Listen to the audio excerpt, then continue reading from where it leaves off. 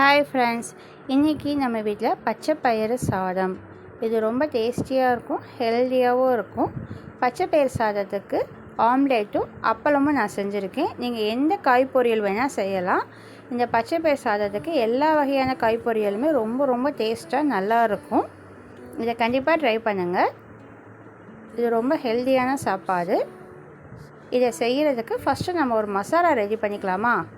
இஞ்சி, பூண்டு, தனியா, கொஞ்சமாக ஜீரகம், மிளகு, இது எல்லாத்தையும் மிக்ஸி ஜாரில் சேர்த்து நம்ம நல்லா அரைச்சிடலாம். இது லைட்டாக கொரப்பாக தான் அரைக்கும். இதுவும் இந்த மாதிரி அடுப்பில் குக்கர் வச்சிடலாம். தேவையான அளவு எண்ணெய் சேர்த்துக்கலாம்.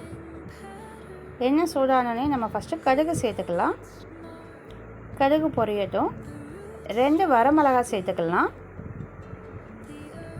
இந்த சாப்பாடு செய்ய சின்ன வெங்காயம் தான் டேஸ்ட் ரொம்ப நல்லாயிருக்கும். நீங்கள் சின்ன வெங்காயம் இருந்தால் சேர்த்துக்கோங்க, இல்லாட்டி பெரிய வெங்காயமும் சேர்த்துக்கலாம். கொஞ்சமாக மஞ்சத்தூள், ஒரு பச்சை மிளகாய் கீரி சேர்த்துக்கிறேன்னா. இந்த வெங்காயம் நல்லா வதங்கிறதுக்காக தேவையான அளவு உப்பு சேர்த்துக்கலாம். ஹெல்த்தியான ஃபுட் எப்படி குக் பண்ணுறதுன்னு நீங்கள் தெரிஞ்சுக்கணுன்னா என்னோடய சேனலை சப்ஸ்கிரைப் பண்ணி வச்சுக்கோங்க. என்னோடய வீடியோஸை லைக் பண்ணுங்கள். உங்களுக்கு பிடிச்சிருந்தா என்னோடய வீடியோவுக்கு கமெண்ட்ஸ் பண்ணுங்கள். இப்போ நம்ம அரைச்சி வச்சுருந்தோம் இல்லையா கொரப்பாக, அதை இப்போ சேர்த்து நல்லா ஃப்ரை பண்ணிக்கலாம். நம்ம இது எதுவுமே ஃப்ரை பண்ணலை, பச்சையாக அரைச்சிருக்கோம். ஸோ இந்த எண்ணெயில் போட்டு நம்ம நல்லா ஒரு 2 நிமிஷம் ஃப்ரை பண்ணிக்கலாம். அப்போ தான் அந்த பச்சை வாசம் எல்லாம் போகும். இப்போ 2 தக்காளி, குண்டாக பெரிய தக்காளி, 2 தக்காளி குட்டி குட்டியாக நறுக்கி நான் சேர்த்துருக்கேன். தக்காளி நல்லா ஃப்ரை ஆகட்டும். நம்ம அரைச்சி விழுது சேர்த்தோம் இல்லையா, அப்போ லைட்டாக அடிப்பிடிக்கிற மாதிரி வரும். தக்காளி போட்டோன்னே அதெல்லாம் சேர்ந்து வந்துடும். 1/2 ஸ்பூன் அளவு வீட்டில் அரைச்ச மசால் பொடி, 1/4 ஸ்பூன் அளவு தனி மிளகாய்த்தூள் சேர்த்துக்கிறேன். ஏற்கனவே நம்ம பச்சை மிளகாய் சேர்த்துருக்கோம், வர மிளகாய் சேர்த்துருக்கோம், தனி மிளகாய்த்தூள், குழம்பு மிளகாய்த்தூள் வேறு சேர்த்துருக்கோம். காரத்தை நீங்கள் பார்த்துக்கோங்க. நான் 1 டம்ளர் பச்சை பயிரை நாளே ஊற வச்சுருந்தேன். 1 டம்ளர் அரிசி இப்போ எடுத்துருக்கேன். 2ஐயும் நல்லா கழுவிட்டு இப்போ நான் குக்கரில் சேர்த்துக்கிறேன்.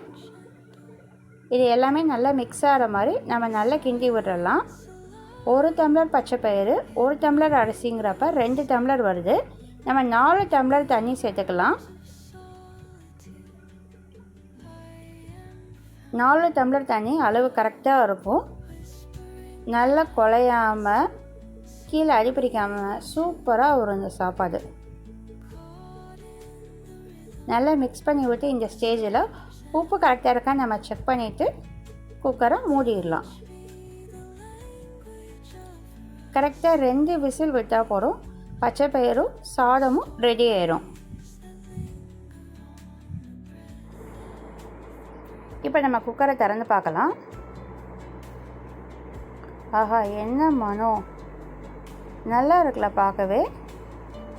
இது மேலே சின்னதாக கட் பண்ண கொத்தமல்லி இலைகள் சேர்த்துக்கலாம். அப்படியே மேலாப்பில் 1 ஸ்பூன் நெய்யை ஊற்றி பனஞ்சு சாப்பிட்டா ஆஹா என்ன டேஸ்ட்டு. இப்போ எல்லாத்தையும் நம்ம நல்லா மிக்ஸ் பண்ணிடலாம். பாருங்கள் சாதம் எவ்வளோ நல்லா வந்திருக்குன்னு. அவ்வளோதான், நம்ம பச்சை பயிறு சாதம் ரெடி.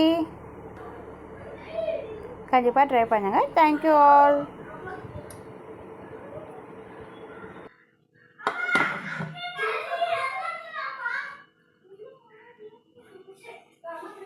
சாப்பிடலாமா? 2 பேர் வாங்க சாப்பிடலாம்.